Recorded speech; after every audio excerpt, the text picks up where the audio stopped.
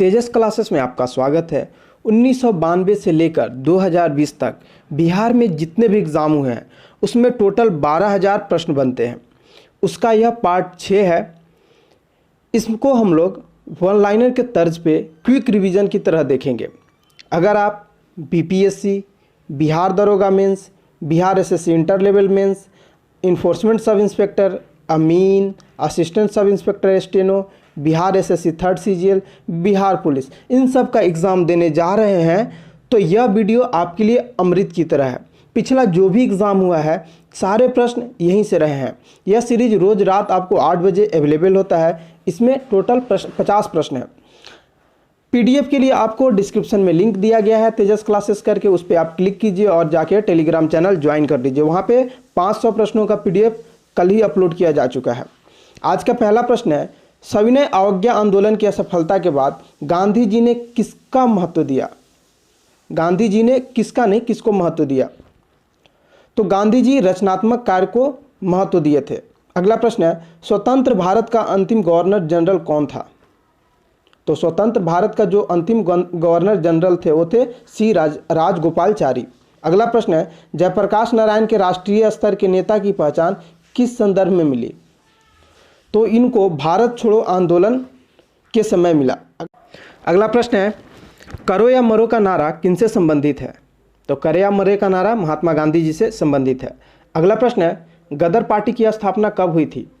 तो गदर पार्टी की स्थापना 1913 ईस्वी में हुई थी। अगला प्रश्न है, होम रूल आंदोलन भारत के स्वतंत्रता संग्राम के एक नए चरण के आरंभ का घोतक क्यों था? इसने देश के सामने स्वशासन की एक ठोस योजना रखी थी।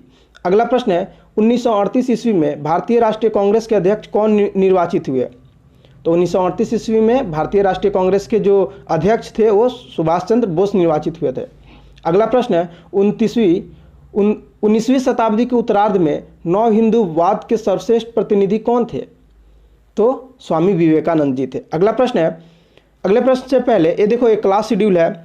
आपको हिस्ट्री का घटना चक्र और प्लेटफॉर्म का, देखो अभी फिलहाल हिस्ट्री चल रहा है, घटना चक्र और प्लेटफॉर्म का जितने भी प्रश्न बनते हैं, ठीक है, चाहे आप कोई भी एग्जाम दे लो, बीपीएससी से लेके यूपीएससी तक कोई भी एग्जाम दे लो, सारे प्रश्न उसमें कवर है। तो बीएसएससी मेंस देने जाओ, बिहार दरोगा, बीएसएससी सीजीएल देने जाओ, सारे प्रश्न वहीं से रहते हैं। आपको ट्यूसडे, थर्सडे और सैटरडे 11 बजे सुबह मिलेगा। बिहार एसएससी का मॉक टेस्ट आपको रोज सुबह 7:30 बजे मिलता है। जो सीरीज आप देख रहे हो 1992 से 2020 तक वन लाइनर, ये शाम में आपको 8 बजे मिलेगा। इन्फोर्समेंट सब इंस्पेक्टर का सीरीज कल से आपको 11 बजे मंडे, वेडनेसडे और फ्राइडे को मिलेगा। हिंदी का प्रैक्टिस सेट आपको मिलेगा संडे को, और संडे को बीपीएससी का भी 150 का प्रैक्टिस सेट मिलेगा। अगर आपके कोई दोस्त लाभान्वित होने वाले हैं तो उनके तक ये वीडियो पहुंचा दीजिए। अगला प्रश्न है, बिजली के बल्ब में किस गैस का प्रयोग होता है? तो बिजली के बल्ब में अक्रिय गैस का प्रयोग होता है। अगला प्रश्न है, एसेज का संबंध किस खेल से है? तो एसेज का संबंध क्रिकेट से है। अगला प्रश्न है, एक कुंडलित हाथ घड़ी में क्या रहता है? तो एक कुंडलित हाथ घड़ी में यांत्रिक स्थितिज ऊर्जा संचित रहती है। अगला प्रश्न है, गंधक सुगमता से किसमें घुल जाती है? तो गंधक सुगमता से यानी आसानी से कार्बन डाई सल्फाइड में घुल जाती है। अगला प्रश्न है, किस गैस में सर्वाधिक उपग्रह है? किस ग्रह में सर्वाधिक उपग्रह है?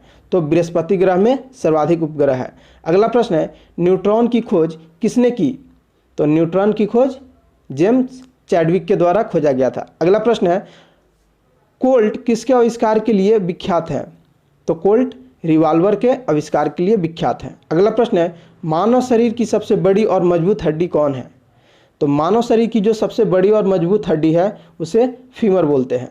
अगला प्रश्न है, कोल जनजाति किस राज्य में पाई जाती है? तो भील और कोल मध्य प्रदेश में पाई जाती है। अगला प्रश्न है, वेलिंगटन ट्रॉफी किस खेल में दी जाती है? तो वेलिंगटन ट्रॉफी नौकायान में दी जाती है। अगला प्रश्न है, कोणार्क में किस देवता का मंदिर है? तो कोणार्क में सूर्य देवता का मंदिर है। अगला प्रश्न है, हरगोविंद खुराना को किस क्षेत्र में नोबेल पुरस्कार मिला? तो हरगोविंद खुराना को जैव रसायन विज्ञान में नोबेल पुरस्कार मिला था। अगला प्रश्न है, ओडिसी भारत के किस राज्य का नृत्य है? तो ओडिसी भारत के उड़ीसा राज्य का नृत्य है। अगला प्रश्न है, कौन सी नदी अपनी दिशा अक्सर बदलती रहती है? तो कोसी नदी अपनी दिशा अक्सर बदलती रहती है। अगला प्रश्न है, भारत के राष्ट्रपति के रूप में निर्वाचन के लिए न्यूनतम उम्र क्या है? तो राष्ट्रपति और उपराष्ट्रपति के लिए जो निर्वाचन की न्यूनतम उम्र है वो है 35 वर्ष। अगला प्रश्न है, मगध साम्राज्य की प्रारंभिक राजधानी कहाँ थी? तो मगध साम्राज्य की जो प्रारंभिक राजधानी थी वो राजगिरी। अगला प्रश्न है, जलपोत के निर्माण में कौन सा देश अग्रणी है? तो जलपोत के निर्माण में जापान देश अग्रणी है। अगला प्रश्न है, एस्किमो कहाँ के खानाबदोश शिकारी है? तो एस्किमो ग्रीनलैंड के खानाबदोश शिकारी है। अगला प्रश्न है, पश्चिमी समुद्र तट पर कौन सा कृत्रिम बंदरगाह है? तो कांदला बंदरगाह है। अगला प्रश्न है, कांगो घाटी किस तरह के जलवायु प्रदेश में है? तो कांगो घाटी भूमध्य रेखीय जलवायु प्रदेश में है।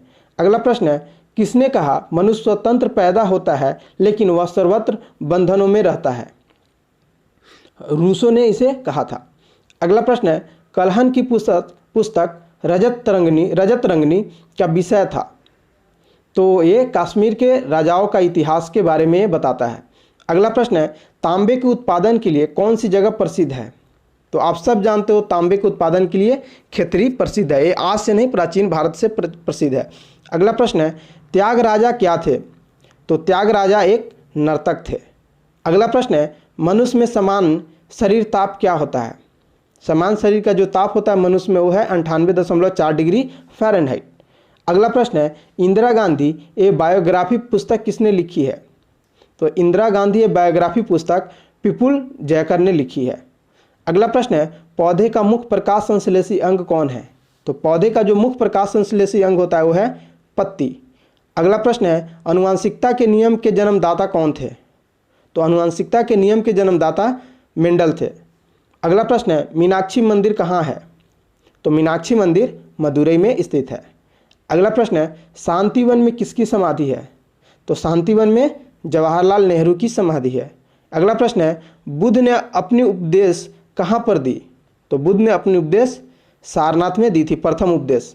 अगला प्रश्न है, मेन काम्प पुस्तक किसने लिखी है? तो ये हिटलर के द्वारा लिखा गया पुस्तक है। अगला प्रश्न है, जय हिंद पद सबसे पहले किसने अपनाया? तो जय हिंद पद सबसे पहले चंद्रशेखर आज़ाद ने अपनाया। अगला प्रश्न है, 1857 का विद्रोह कहाँ से शुरू हुआ? तो 1857 का जो विद्रोह था सबसे पहले मेरठ से शुरू होता है। अगला प्रश्न है, हर्ष के बारे में जानकारी किसकी रचना से मिलती है? तो हर्ष के बारे में वानभट्ट की रचना से जानकारी मिलती है। अगला प्रश्न है, किस अयस्क में लौह धातु की अधिकतम मात्रा पाई जाती है? तो मैग्नेटाइट में अधिकतम मात्रा पाई जाती है। अगला प्रश्न है, मर्रे नदी कहाँ बहती है? तो मर्रे नदी ऑस्ट्रेलिया में बहती है और यह ऑस्ट्रेलिया की सबसे बड़ी नदी है। अगला प्रश्न है, शिव समुद्रम पनबिजली योजना कहाँ स्थित है? तो शिव समुद्रम पनबिजली योजना कावेरी नदी पर स्थित है और कावेरी नदी बेसिकली तमिलनाडु में है। अगला प्रश्न है, हजारों झीलों की भूमि कहलाने वाला देश कौन है? तो हजारों झीलों की भूमि जिसको बोलते हैं वह है फिनलैंड। अगला प्रश्न है, हिंदू व्यू ऑफ लाइफ पुस्तक किसने लिखा था? तो हिंदू व्यू ऑफ लाइफ पुस्तक डॉक्टर एस राधाकृष्णन ने लिखा था। अगला प्रश्न है, कमायनी किसने लिखी है? तो कमायनी जयशंकर प्रसाद के द्वारा लिखा गया पुस्तक है। अगला प्रश्न है, आओ जनजाति किस राज्य से संबंधित है? तो आओ जनजाति असम राज्य से संबंधित है। आज के लिए इतना ही। कल हम लोग देखेंगे आपको 550 से 600 तक का सीरीज। आप लोग ऐसे ही बने रहिए और घटना चक्र का जो सेट है उसको आप लोग जरूर देखिए, क्योंकि उससे क्या होगा कि आपके जो डिफ़िकल्ट या हार्ड क्वेश्चन होंगे वो सारे कवर हो जाएंगे।